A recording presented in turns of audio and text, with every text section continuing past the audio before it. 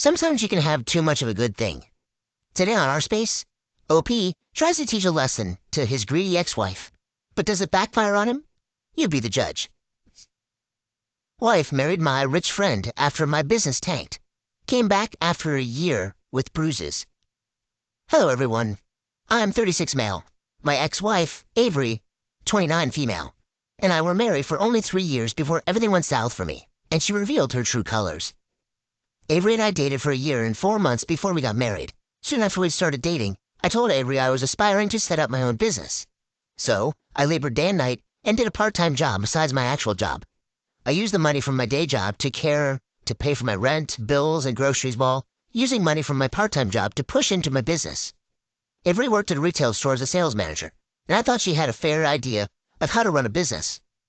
At the beginning of our relationship, Avery was very supportive.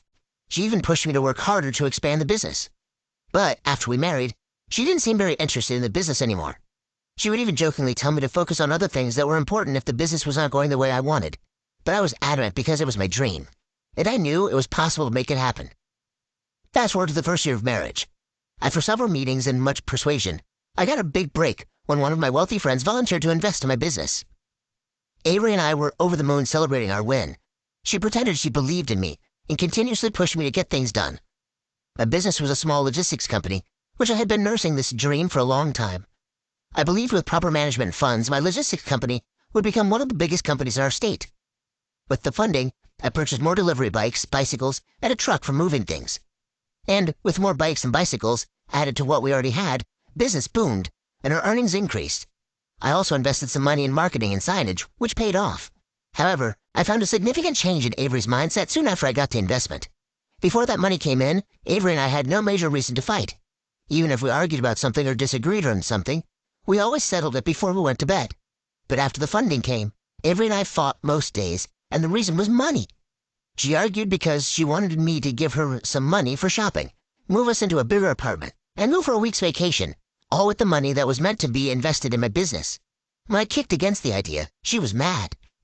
I understood the shopping aspect and even promised to give her money to buy a beautiful Chanel bag she had admired, but she wanted more.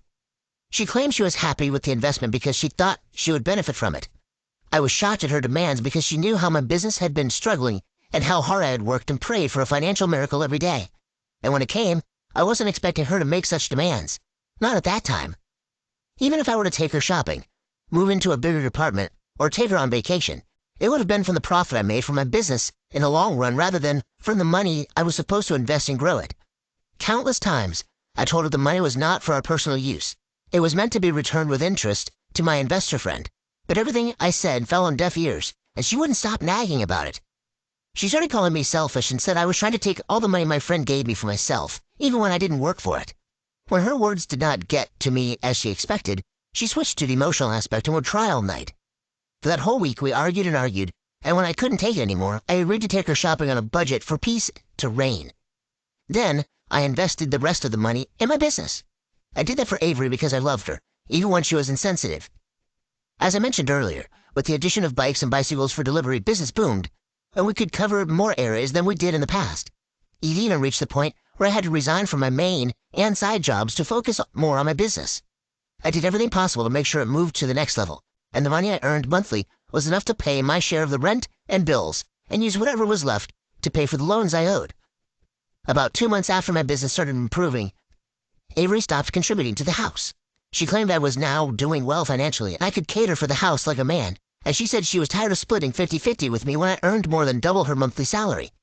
Initially, when she mentioned it, I thought it was a joke, but when she refused to contribute to rent or other bills that month, I realized she wasn't joking. I tried to explain to her that it was not wise for me to take up the whole financial burden of the house because it would pull me backward instead of moving forward, but she refused to listen. Besides, I had to return the investment money to my friend, and too, with a filthy interest. She told me she had friends whose husbands were not earning as much as I did, but they cared for their wives, kids, and family independently. So why couldn't I do the same thing? This question was a slap in my face, but I didn't let it get to me. At that point, I was tired of constantly arguing with Avery. It was almost like she changed as soon as the money came. And with my business barely flourishing like I would have wanted, I started paying all the bills at home. I single-handedly paid for rent, for all the bills, bought groceries, and paid for gas every month. I'd be lying if I said doing all of that did not affect my business, because it did. I hated that Avery kept acting like the business was mine alone. My primary reason for opening a business was that I didn't want to be doing a 9 to 5 with overtime for the rest of my life, and I didn't want that for Avery. Everything I did was so we could have a good life and possibly give our children the kind of lives we never had. But the more Avery came up with her demands and expectations, the more I felt that she was not interested in my business in any way. I married her because I believed she had a flair for business, and we were on the same page. She used to tell me how she would love us to own multiple businesses together across the country and even around the world. But when the time came for us to grow the only business we had together, she changed into a totally different person. She stopped contributing to the house and preferred to use the money she earned to shop for clothes, shoes, wigs, and whatever she wanted while I took care of the bills. For another year and some months, I tolerated her and tried to grow my business. Sometimes she would take my credit card for shopping with her girlfriends and max it out. So you can imagine what I was going through financially. It was more of a 1 step forward and 3 steps backward for my business, and for a few months, it continued like that. Unfortunately, I couldn't continue because I had to pay back the money with interest, and I ran into serious debt issues and had to fold up for a while. It became so bad that I had to sell all my bikes, my personal car, and family jewelry, an heirloom, to settle the debt. And at the end of it, I was left with nothing, not even a penny saved. When this happened, I went through hell in Avery's hands. When I folded up my business, she began to say terrible things to me. She said something about how we would have used the money from the funding to live good lives, that because of my greediness, I lost everything. As if her bad mouths and verbal lashings were not enough, she changed completely. Earlier, we used to split the household chores, but when my business tanked, she told me to do my laundry, cook my own meals, and clean the house since I was home, apparently jobless. She literally used every opportunity she had to rub it in my face that she was making money while I was unemployed and without a business. I was aggressively applying for jobs so that I could cover my expenses. After suffering such a huge loss, business was the last thing in my head. Survival was first. Around that time, I noticed she was always smiling and typing on her phone. Then she came home with expensive gifts like bags, jewelry, shoes, and clothes. I knew she could not afford them because her salary could not buy even one bag, and she would have to save her salary for at least 4 months to get one of those expensive bags. As soon as I noticed her new pattern of coming home late with expensive things every week, I questioned her about it, and each time I did, she would abuse me and remind me that I didn't have the right to question her because I was jobless and would never be able to buy those things for her. With her new attitude, I knew we wouldn't get intimate, and that's what happened. She stopped sleeping in the bedroom because she knew I would try to touch her, and just like that, our marriage became a nightmare in a twinkle of an eye. I think 2 or 3 months after she started coming home with expensive stuff.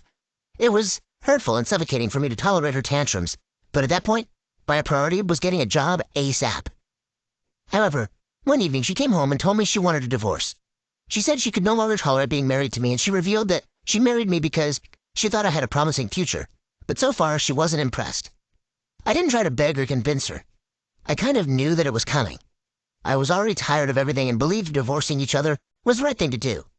Even though I loved her, I could not live or remain married to a woman who mocked me, insulted me, and made me feel worthless at the slightest opportunity she had. So I signed the papers. She moved out of the house before our divorce was finalized. Shortly after we divorced, I was at home thinking about my life when she sent a message on Facebook. I opened it. It was a picture of her in a bikini on a yacht with my rich friend. He was the same rich friend that funded my business. I couldn't have felt more betrayed. At that point, everything made sense.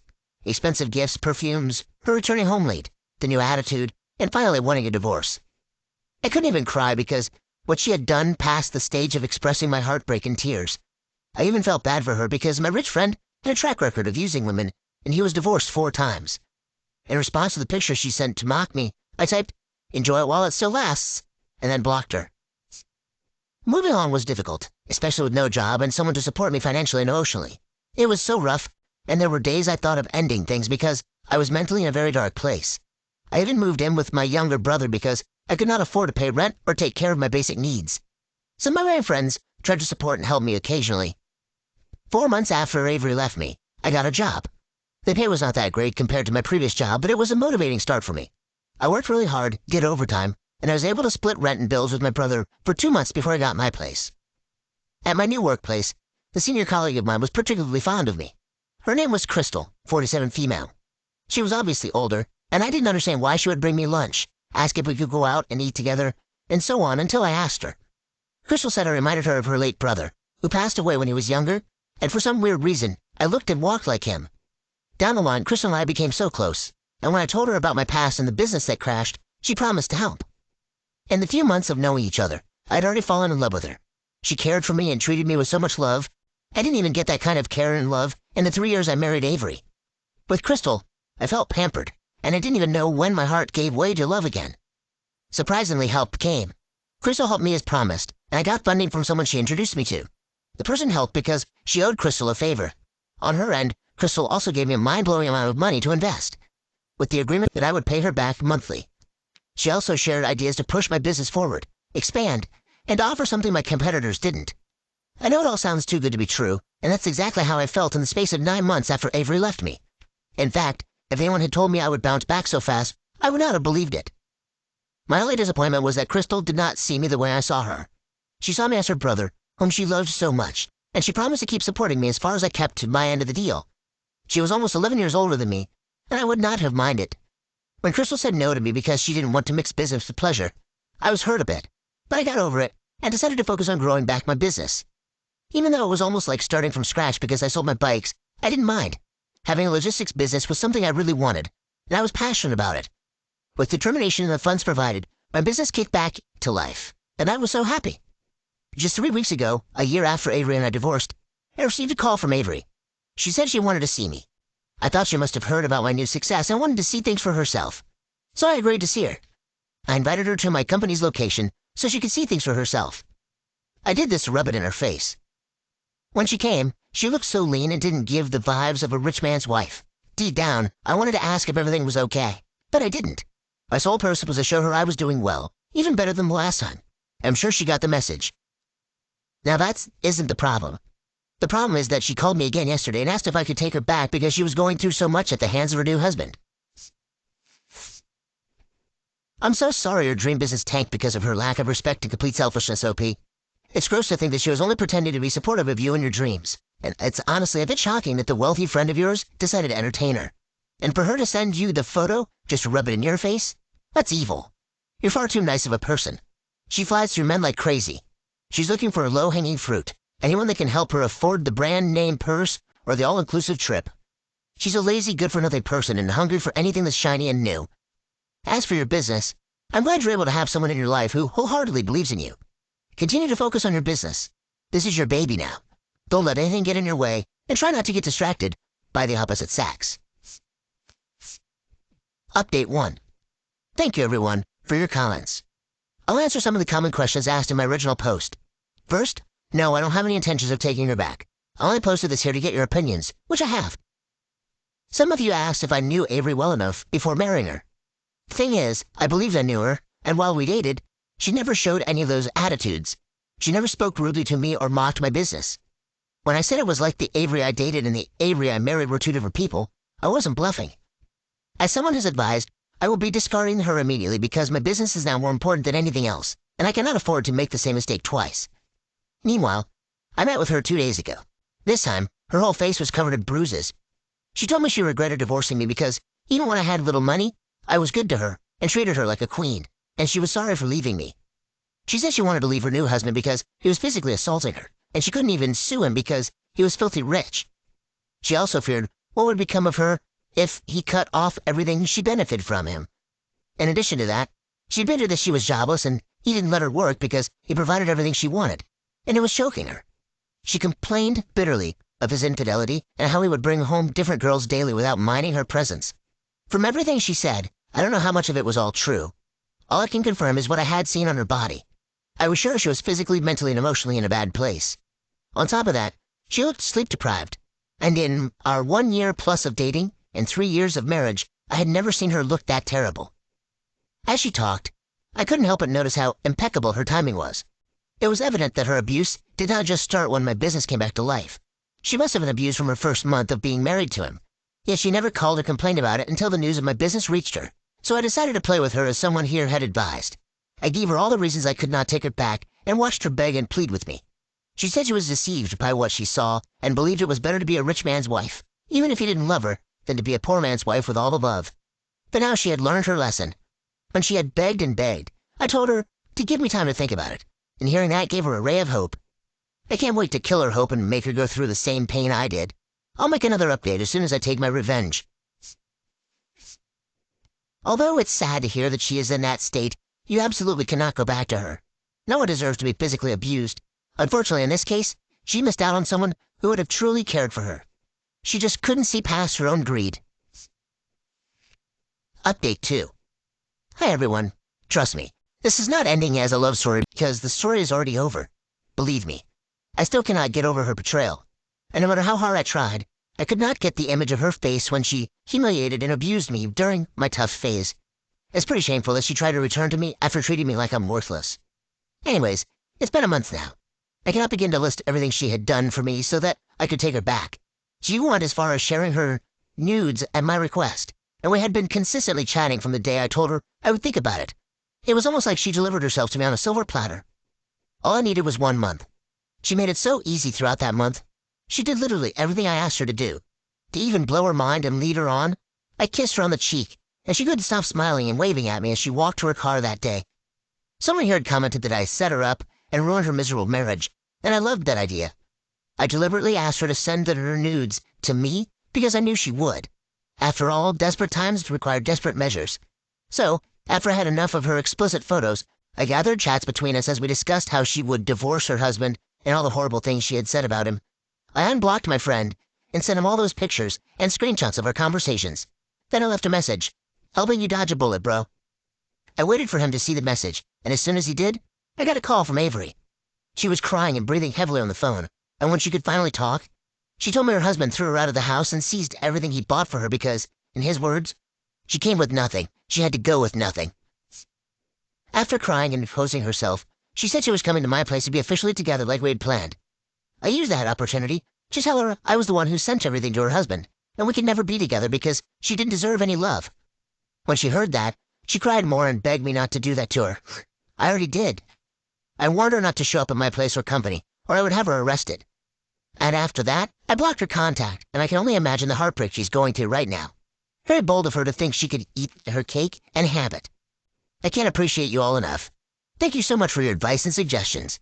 I would not have paid her back so satisfyingly if you all didn't help me. Thank you. But your friend is the one beating her? How is he the one dodging the bullet? I'm not sure you're right to say that, Hero P. No one deserves to be treated the way she is, even though she did leave you. I'm not sure playing games with her like that makes you any better at this point. It's best just to let sleeping dogs lie, OP. Move on and move up. What do you think? Should OP have done that? What do you make of OP's ex's situation? Share your thoughts in the comments below. Thank you for joining us today on Our Space. Be sure to like and subscribe, and hit that notification bell so you don't miss out on our next video. See you soon!